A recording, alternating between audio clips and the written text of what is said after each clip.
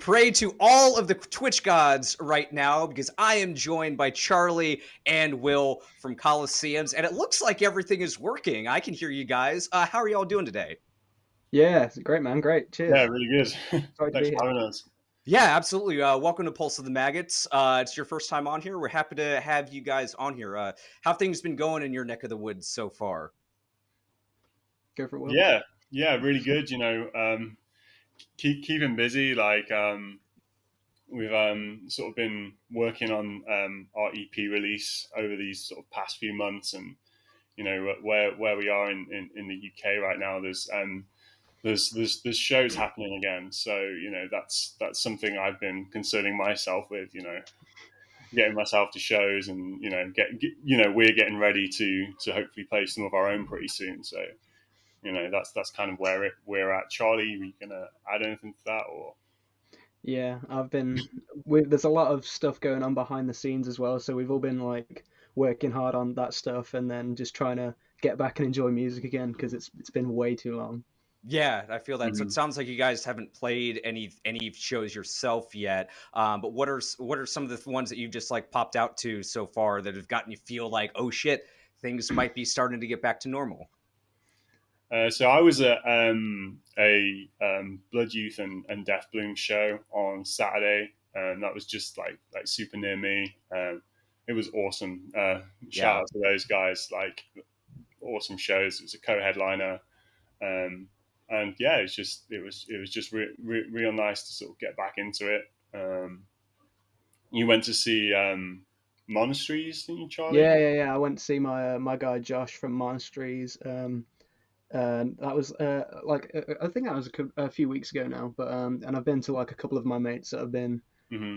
going starting up gigs and stuff again, like a EP release show and stuff like that, and it's just weird being back in the room with people. It's such a weird Yeah, experience. it's Like, weirdly familiar. Like it feels familiar because you're like, yeah, this is my happy place. But you haven't been there for such a long time that it's like, oh, this is new, but also it's a weird place to be. But I'm happy that it is that way. So that's Yeah, really a good. hundred, 100%. I've been to two club shows so far, and then I was just telling you before we went live that I got back from a music festival just like a couple Yeah, of hours ago, and like that first club show that I went to is like, oh, there's people around here. Like I feel like I'm not adjusted to society right now. Like what yeah, is going yeah. on? But then everyone's when introverted now. exactly, yeah, and then but as the music starts and everything, like especially this last weekend, like I was telling my family when I was talking to them earlier today that it just felt nice to pretend like everything was just normal again, and you just got Yeah. taken away by everything with all the music playing and stuff like that. But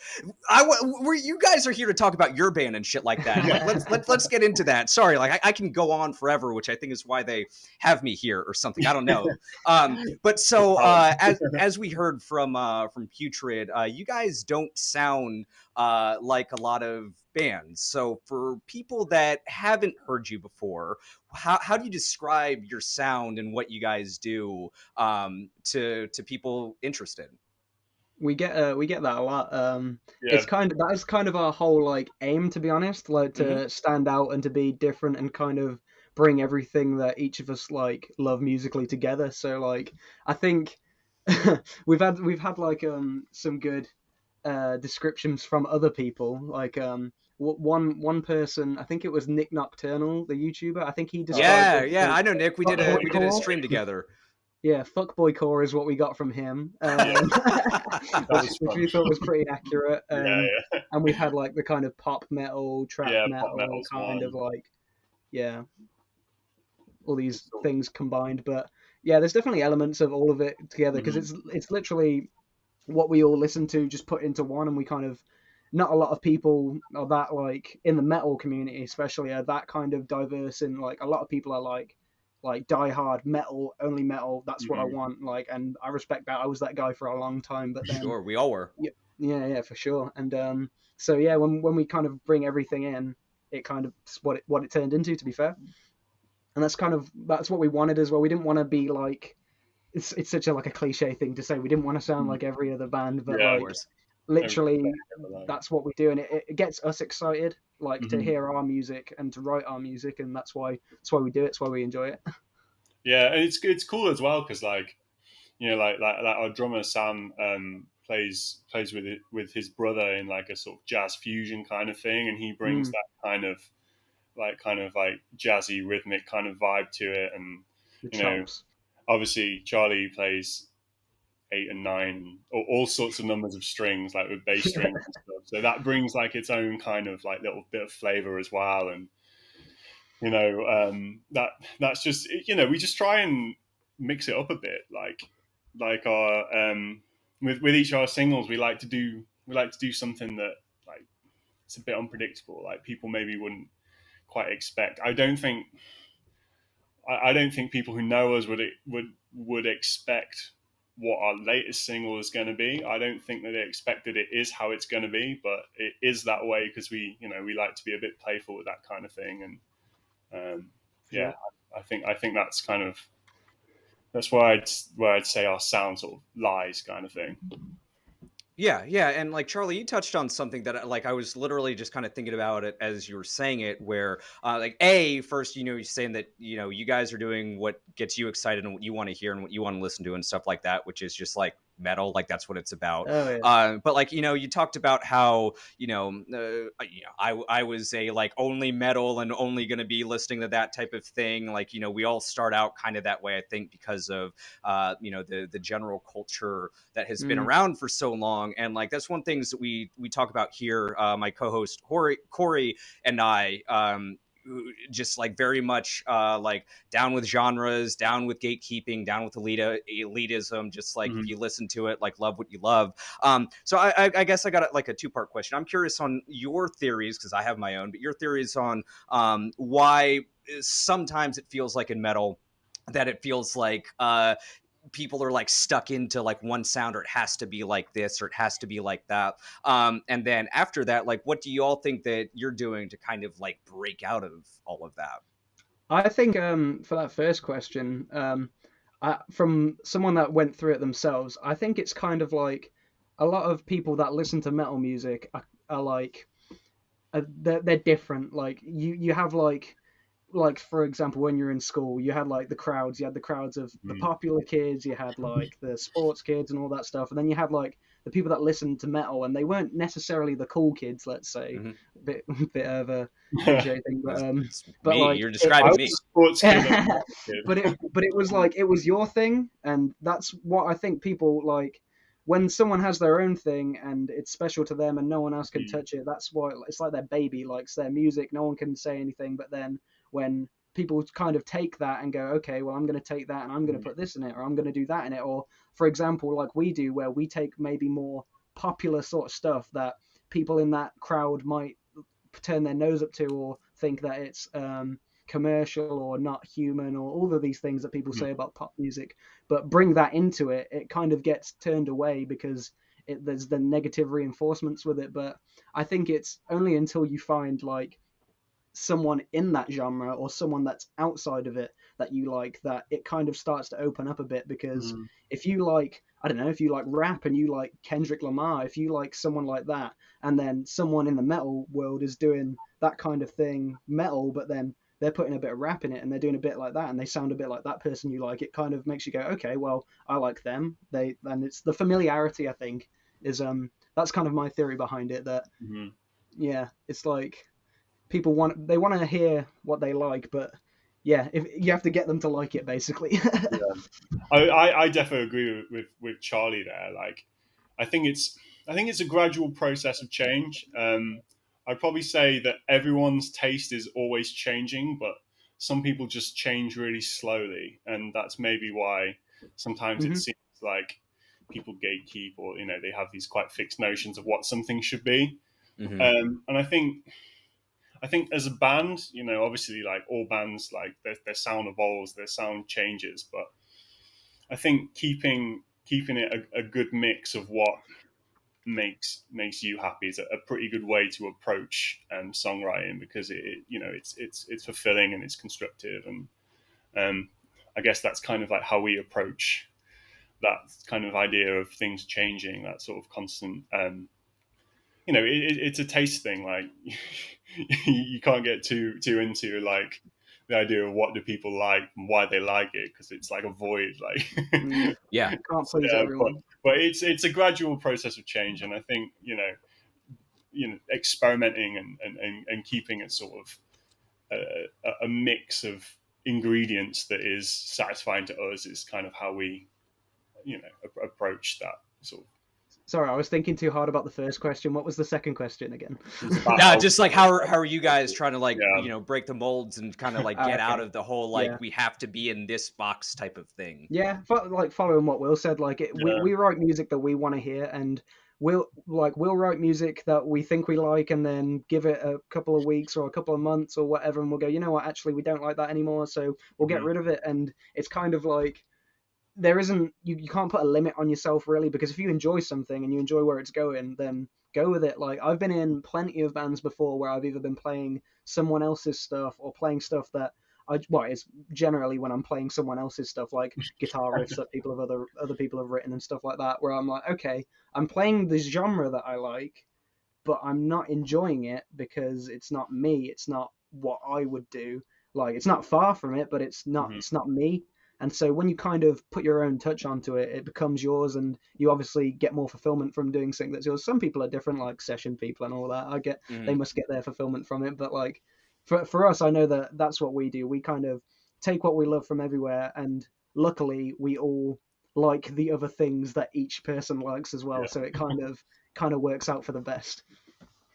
Yeah, and you guys touch on like you guys are just like already answering things that I've like written down, so thank you for that. But like also like getting on a couple of things, so I'm like trying to decide which direction to go in this right now. I think where I want to go is because of what you've talked about as far as things just kind of coming naturally, and you wanted to put these things in that you like and stuff like that. I'd be curious in a song like Putrid, for example, that the chat just heard, like how that type of writing kind of like unveiled, because it's a pretty short song. It has a lot of different elements in it that aren't strictly metal or anything like that, which is where your sound is. So like as opposed to like asking like whether things come naturally or whether you're thinking about putting stuff in, just like how does the writing process on a song like Putrid, for example, like flow?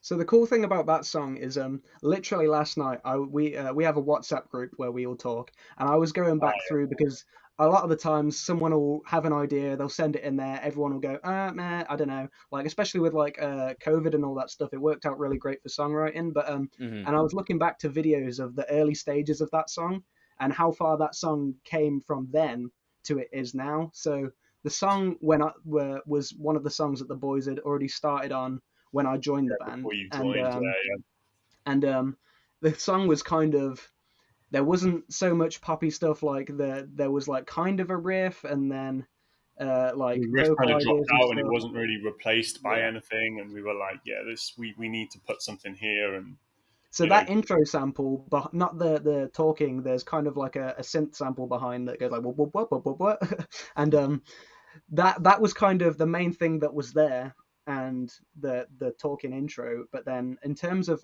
any of the other stuff, like there's a big sub bass in the verse, like, and all of that stuff, it hadn't really developed yet, and kind of through time we were working on it. We hadn't really planned on when we were going to release it yet, but we just kept working on it, and then as our taste changed, as time went, we thought, oh no, that'll be cool, put that in there, and some things didn't even happen until it was even sent off to be mixed. Like for example, in the first verse, there's that massive big sub bass that goes behind the vocal, and that we hadn't even put that in there. That was our engineer Christoph. He just thought, you know what, let's put that in there and see what they think. And we were like, we heard it, we're like, oh, like, how have we not heard this without that? Like it seemed like it was meant to be there. So yeah, it's kind of like it's always continuous until it officially goes out. It's always developing, and that's the kind of cool thing about our music. Like the sort of rhythms in the sort of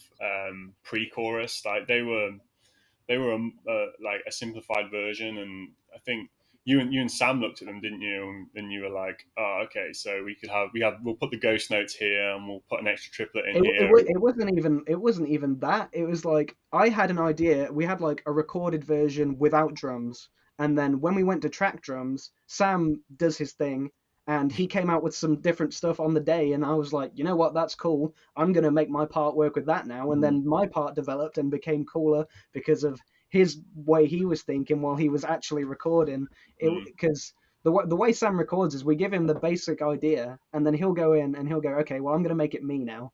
And that's what makes him such a really good drummer, actually. Like, you get what you kind of thought was going to happen, but you get it times 10. Like, Yeah, he's and like a then beat generator. You're like, yeah, roughly loud. play this, and then you just get something that's really cool, and you're like, oh, okay. I Yeah, didn't see that, but that's cool. yeah, amazing. Yeah, that's cool to hear that I mean, all songs, right, are work in progress until they're not, right? Until Oh you yeah, finally like decide, like, okay, we have to let it go for either because Yeah. of time or because you're done fucking with it and tinkering and you can't do anything anymore. But like, I can tell that you guys are like passionate and excited about that because like, Charlie, you do kind of what I do too. Is like start talking with hands a lot and Yeah, like get I really didn't even excited notice and I stuff was like doing that. that. Yeah, no, it's just like I do the same thing. So like I guess that leads into the other. I have another question that's a little bit off of that because Will, you were mentioning how you guys are bringing like everything from all different aspects of stuff, right? And we're starting to see that a lot with like modern metal now, not necessarily because you guys mentioned like trap metal and everything like that, not necessarily there, but just with heavy bands incorporating things that they might not have done even like 10, 15, 20 years ago, like a band like Vexed, for instance, right? Like Megan works in like grime elements to some of her lyrics and her vocal hooks and stuff like that. Spirit Box, who just released an album, right? Like Courtney has said that one of the songs on there is she was inspired by The Weeknd and Charlie XCX, right? Like, so finding those things that you don't necessarily hear in metal and putting them into like heavier songs and metal songs and stuff like that. I'm curious for the non-metal heads, for the metal heads, what are like the non-metal influences that you guys find in here that if someone was like, I like this band Colosseums, and while I do like my heavy music, I'm curious to see the non-heavy stuff that they're drawing from. Like, what would be your How guys' long have first you got? things? Oh my god, I've Well, got the show goes until about another 45 minutes, so right, here we go then. So it's different for each person, obviously, but I'll name like my top five, and then I'll let Will go. Well, unless Will can think of them first. But so no, you go, right man, now, you go. what I'm listening to that goes into what we do is Meshuggah. That's obviously for the pop stuff. Um, um, The catchy uh, stuff. yeah. I'd say Kendrick Lamar for the kind of hip hop stuff. mhm. And then I'd say from the pop stuff, Doja Cat, easily. Mm. Um, and then what else have we got? For the I like for example in Hate Myself, there's a bit where there's these like jazzy chords in this like clean part, and I submerge myself in lots of jazz and stuff like that. I don't know if you heard of the guy Jacob Collier from London, really talented musician. He's definitely up there because of all of his production and stuff like that. I can't remember how many it was. I think it was 4, maybe 3. And then lastly, oh yeah, Issues as well. Issues was a big one as well, or slash Woe Is Me as well. Just for that kind of, for me, they were kind of the ones that were closest to what we wanted, the direction that we wanted to go in. So like following on from like that sort of thing, adding all of these things on top of that was kind of what I have in my head. Amazing. Yeah, Will, what about you? sure. I'd probably say at the moment, like Justin Timberlake kind of things, probably like a sort of less heavier one. Polyphia, definitely. Like I could just listen to Polyphia all day, Sure. and that could be 2 slots. Trying to think of some of the more popular ones. Obviously, issues like Charlie said. Ocean's 8 Alaska, also from a Birmingham-based band. Sorry, you said the less heavy influences. Yeah. Yeah. and I start Yeah, or just laughing something that sugar. like if a metalhead came up to you guys at a show and was like, I like that stuff that you did, but I'm not familiar with the other like Mm. the influences that I know aren't metal. Like, Oh, okay. where would you like? Okay, this is where you should go Mm. because this is Just stuff load that up my we like. You Spotify. know, just like opening Yeah. the genres or Yeah, whatever I for. mean, like Ariana, right? Like Yeah. the chord progressions and like just her pure talent is like it's insane. So yeah, I'd put her on there as well, definitely. Um, Yeah, I guess two more for you guys because Corey, our co-host, is not here. I mentioned before we got on her, Yeah, her yeah. Transformer Blue somewhere in her neighborhood. So I think she's in the chat, like listening along and like Oh saying yeah. the odd comment or anything like that. But unfortunately, she can't be here. So I have a question for her that we ask everybody at the end of the interview. But I can see the chat. so one of the things that struck me when I was listening through the singles that you guys have out is like, yeah, I could definitely hear this like in a club or something, right? Like a place that you normally wouldn't necessarily hear heavy metal, but then you hear that heaviness, right? That comes in from like either the R&B vocals or the jazz influences that you were talking about, Charlie. Mm. And I always talk about, especially on my personal stream, just like exposure, right? Like it used to be, 30 years ago, rock and metal were on the radio everywhere, and you could hear it, and that's not Mm. necessarily the case Mhm. anymore. And there are bands, whether they're just more like funk or R&B bands, that are working even more like gent or stuff in there, right? It's just elements of heavy metal, even though they might not be a heavy metal band. Whereas like Yeah.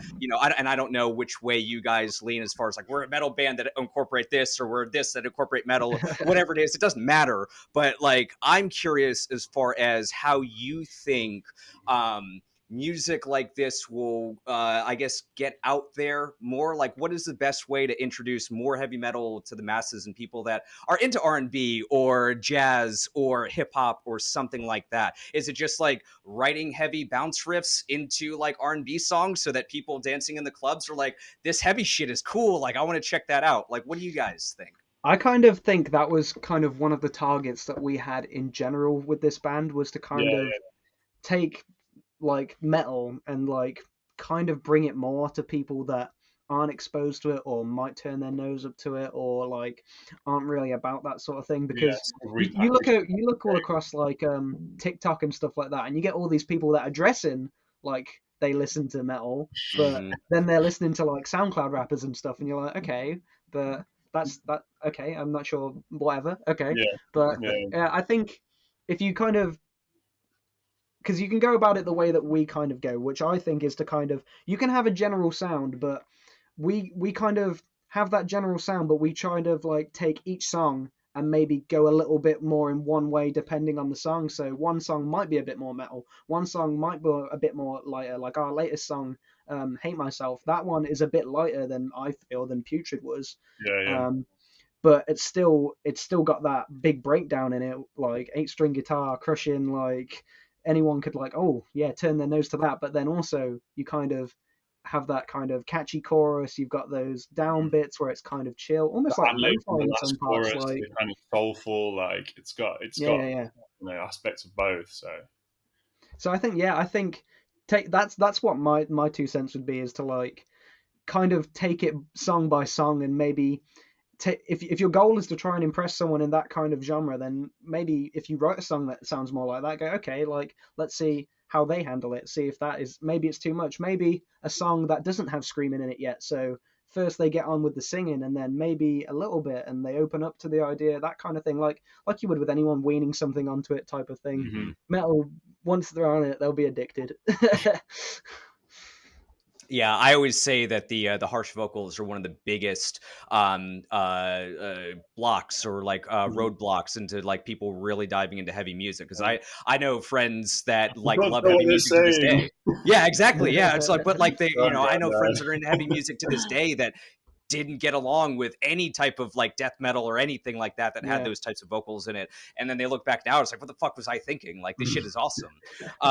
So yeah, I think I definitely agree with you on that as far as just it's about exposure. And like you're right, Charlie. I have been seeing like there was a rapper that I was listening to a couple of months ago because the album art caught my eye because it looked like you were about to listen to some like That's cool. gnarly ass Yeah, underground death metal or anything like that, and it's like a 28-minute just like hip hop journey. It's really good. Well, But it's like funny you just should say that because we kind of wanted to do a similar thing with like our kind of art. We sort of wanted it to look like a sort of, I don't know, Not like a metal. sort of noughties, like a not like a noughties like pop tune, like not something that you would specific like typically associate with a metal band. Like that's why we literally the kind of opposite effect of what you just said. Like, oh, I yeah. listened to this because this rap track because it looked like a metal cover. Like we sort of tried to do some, you know, sort of flip that. The adverse, yeah. Yeah, no, that's super interesting because yeah, I think like you guys are right. There's a lot of iconography and style and stuff like that from heavy metal subculture that is getting used in a wider range now. That is like, okay, cool. Like Everyone's got I'm a ready for Metallica it. shirt on now. Yep. Yep. So my last question for you, gentlemen, is the most important question of the night. This is the question that Corey asks. What are your favorite dinosaurs? I'll let Will go first. Will go first.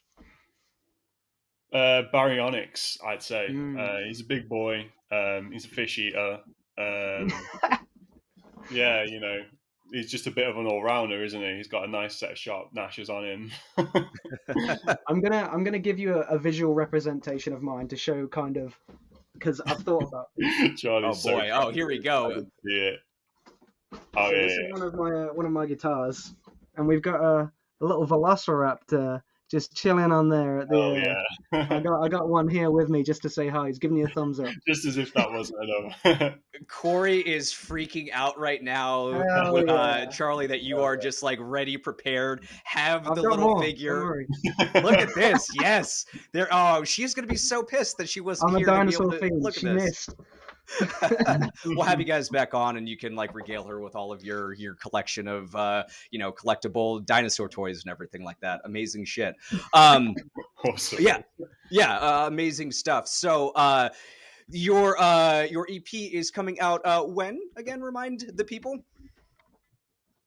Will. Let me. If you guys are able to say, I don't know if I'm like getting any scoops or anything like that. I just want people to be able to. We've got the 12th of November, I think. Of November, yeah, that sounds about right. Yeah. We've got our new single "Satanist" coming out in about 2 weeks, the 8th of October. That's dropping, so we're super excited about that. Oh no, EP is the 8th. My bad. November 8th or October 8th. November. Yeah, sounds about right. We cleared it up. Yes, amazing stuff. Everybody knows what's going on here, right? We all have the answers to the questions. Mazza popped a link to Satanist in the chat, everybody. So if you're digging what you're hearing, go pre-save that song and then listen to Colosseums on November 8th. No, November 8th. You know what? I was actually wrong. It is actually November 12th. Confusing all of the people, Charlie. It's November 12th. And can I just add, for those who might not be that far into the poppier side or outside of metal, I'll just give you that this next one, like the title, is a bit more metal. So it's more on that side. So if you want to wean yourself onto Colosseums, start with this one. Amazing stuff. And I'll wean them on because we'll play Hate Myself after y'all are off, so I can figure out how to do the technology after this and everything like that. Charlie, Will, it has been excellent speaking with you. It's been a pleasure. Yeah, let us know when y'all are available. We'd love to have you back again. Good luck with the EP release. And then, have fun when you guys start playing those shows again. Guys, I know that you're going to crush it and that you're going to love it, and it's going to be so much fun. Thanks so much, man. Yeah, absolutely. Yep. Take it easy, guys.